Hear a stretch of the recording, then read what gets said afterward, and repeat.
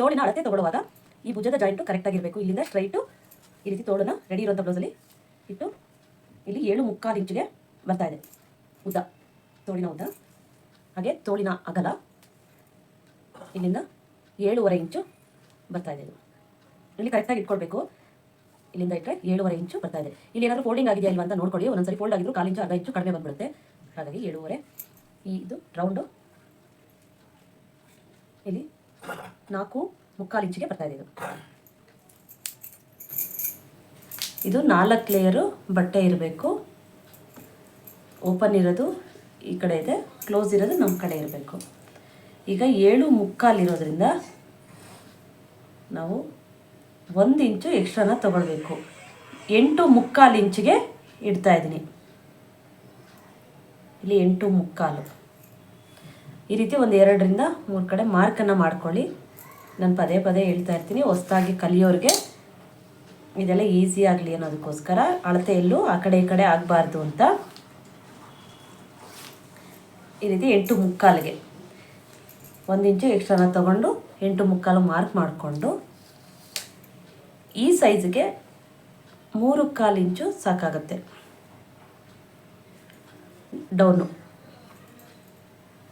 3.25 ಇಂಚಿಗೆ ಡೌನನ್ನು ಕೊಡ್ತಾ ಇದ್ದೀನಿ. ಇದನ್ನು ಇಲ್ಲಿ ಈ ರೀತಿ ಒಂದು ಲೈನನ್ನು ಹಾಕ್ಕೊಳ್ಳಿ.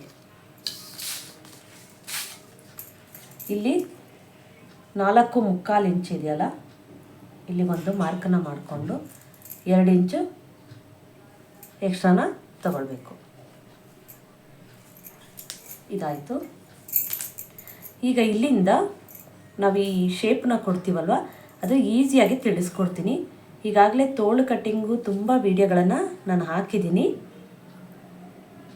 ನೋಡಿ. ಇಲ್ಲಿಂದ 7.5 ಇಂಚಿಗೆ ಇಲ್ಲಿ ಬರುತ್ತೆ. 7.5 ಇಂಚು ಮಾರ್ಕನ್ನು ಮಾಡ್ಕೊಳ್ಳಿ. ಇಲ್ಲಿಂದ 2 ಇಂಚು ಸ್ಟಿಚ್ಚಿಂಗಿಗೆ ಬೇಕು. ಇಲ್ಲಿ ಇವಾಗ ಬಟ್ಟೆ ಇಲ್ಲ, ನಾನಿಲ್ಲಿ ಪೀಸನ್ನು ಹಚ್ಕೊಳ್ತೀನಿ, ಆಮೇಲೆ ನಿಮಗೆ ತಿಳಿಸ್ತಾ ಇರೋದು. ಇಲ್ಲಿಂದ ಎಕ್ಸ್ಟ್ರಾ 2 ಇಂಚು ಮಾರ್ಜಿನ್ಗೆ ಬೇಕು.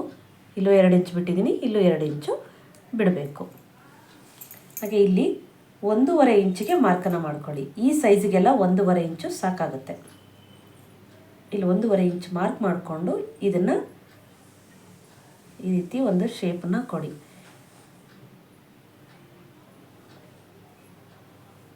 ಈ ರೀತಿಯಾಗಿ ಒಂದು ಶೇಪನ್ನು ಕೊಡಿ.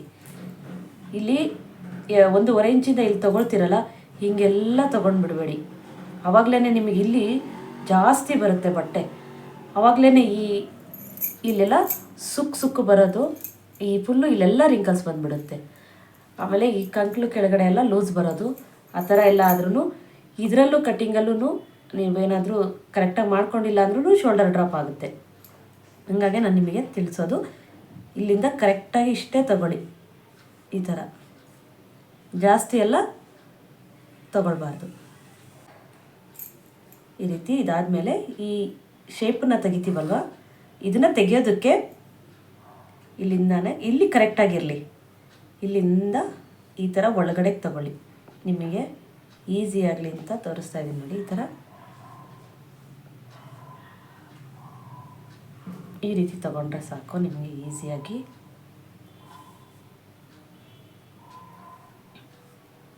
ಈ ರೀತಿ ತಗೊಳ್ಳಿ. ಇಷ್ಟೇ ಶೇಪು ತಗೊಳ್ಳೋದು. 2 ಇಂಚಿಗೆ ಕಡಿಮೆ ಇದೆ ಬಟ್ಟೆ, ನಾನು ಆಮೇಲೆ ಹಾಕ್ತೇನೆ. ಬಟ್ಟೆ ಸೇರಿಸಿ ನಾನು ಎಷ್ಟು ಇಂಚು ಬೇಕಷ್ಟನ್ನು ತಗೊಳ್ತೀನಿ. ಇಲ್ಲಿ ಮಾತ್ರನೇ ಮಾರ್ಕ್ ಮಾಡ್ಕೊಂಡಿನಿ, ಇಲ್ಲಿಂದ ಮಾರ್ಕ್ ಮಾಡಿಲ್ಲ. ಇವಾಗ ಇದನ್ನು ಕಟ್ಟಿಂಗ್ ಮಾಡ್ಕೊಳ್ಳೋಣ.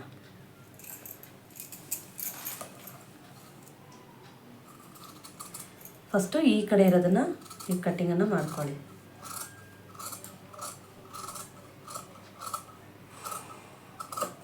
ನೀವೀಗೇನು ಮಾರ್ಕ್ ಮಾಡಿರ್ತೀರೋ ಅದನ್ನು ಕರೆಕ್ಟಾಗಿ ಮಾಡಿಕೊಂಡ್ರೆ ನಿಮಗೆ ಈಸಿ ಆಗುತ್ತೆ.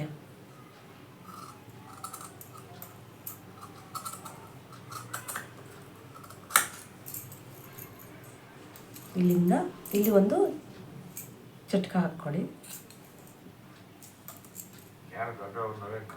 ಇಲ್ಲಿಂದ ಈ ರೀತಿ ಶೇಪ್ನ ತೆಗೀರಿ, ಈಸಿಯಾಗಿ ಬರುತ್ತೆ ನೋಡಿ.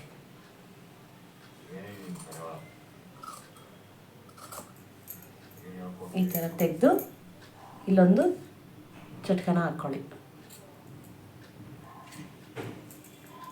ಇದು ಫ್ರಂಟ್ ಸೈಡಿಗೆ ಅದಕ್ಕೆ ಗೊತ್ತಾಗೋದಕ್ಕೋಸ್ಕರ ಇಲ್ಲೊಂದು ಚಟ್ಕನ ಹಾಕ್ಕೊಳ್ಳಿ. ನಿಮಗೆ ಸ್ಟಿಚಿಂಗ್ ಮಾಡುವಾಗ ನಾನು ತಿಳಿಸ್ತೀನಿ ಯಾವ ರೀತಿ ಕೊಡೋದು ಅಂತ. ಕೆಲವರು ಎರಡು ಒಂದೇ ಕಡೆ ಸ್ಲೀವ್ಸ್ ಬಂದಿದೆ ಅಂತಾರೆ, ಅದು ಬರದೇ ಇರೋಂಗೆ ಯಾವ ರೀತಿ ಅಂತ ನಾನು ಸ್ಟಿಚಿಂಗ್ ವಿಡಿಯೋಗಳಲ್ಲಿ ತೋರಿಸ್ತೀನಿ.